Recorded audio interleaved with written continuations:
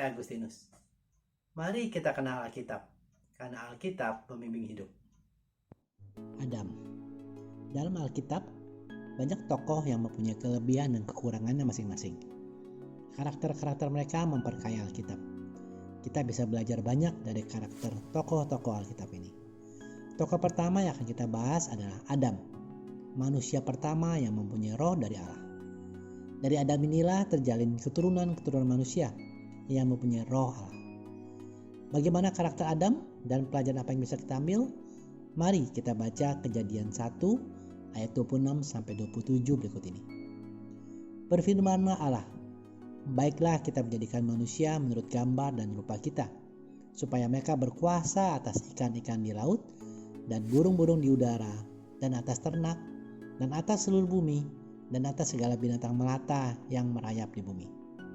Maka Allah menciptakan manusia itu menurut gambarnya.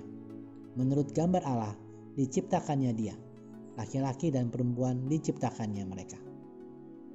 Kemudian Allah menghembusi nafas kepada Adam, dan pada saat itulah Adam menjadi makhluk hidup, seperti dapat kita baca pada Kejadian 2 ayat 7. Ketika itulah Tuhan Allah membentuk manusia dari debu tanah dan menghembuskan nafas hidup ke dalam hidungnya. Demikianlah manusia itu menjadi makhluk yang hidup. Sebelumnya, Adam hanyalah debu tanah yang dibentuk Allah. Tidak hidup.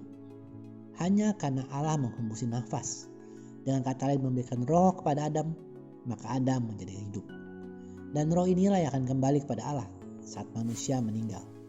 Sebab tubuh manusia hanyalah debu tanah dan akan kembali kepada debu tanah.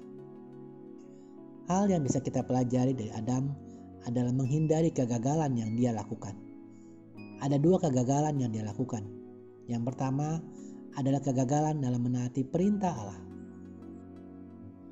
Allah memberikan perintah kepada Adam untuk tidak memakan buah dari pohon pengetahuan yang baik dan yang jahat.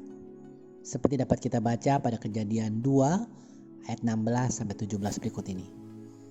Lalu Tuhan Allah memberi perintah ini kepada manusia. Semua pohon dalam taman ini boleh kau makan buahnya dengan bebas. Tetapi pohon pengetahuan yang baik dan jahat itu janganlah kau makan buahnya. Sebab pada hari engkau memakannya, pastilah engkau mati. Mungkin ada yang protes bahwa itu bukan salah Adam, melainkan salah Hawa. Tapi jika kita baca pada Kejadian 3 ayat 6, perempuan itu melihat bahwa buah itu baik untuk dimakan dan sedap kelihatannya. Lagi pula pohon itu menarik hati karena memberi pengertian. Lalu ia mengambil dari buahnya dan dimakannya dan diberikannya juga kepada suaminya yang bersama-sama dengan dia, dan suaminya pun memakannya. Hawa memang jatuh karena godaan iblis, tetapi Adam juga ada di situ dan memakan buah itu saat Hawa memberikan kepadanya. Adam mendapat perintah itu langsung dari Allah. Seharusnya Adam menolak dan mengingatkan Hawa saat Hawa menawarkan buah itu kepadanya. Kegagalan yang kedua adalah tidak bertobat. Saat Adam jatuh dalam dosa, Adam tidak bertobat, melainkan berkata pada Kejadian 3 ayat 12. Manusia itu menjawab, perempuan yang kau tempatkan di sisiku, dialah yang memberi dari buah pohon itu kepadaku, maka aku makan.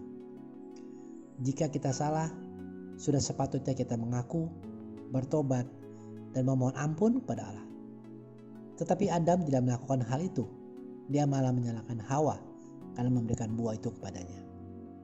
Teman-teman, mari kita renungkan. Apakah kita seperti Adam?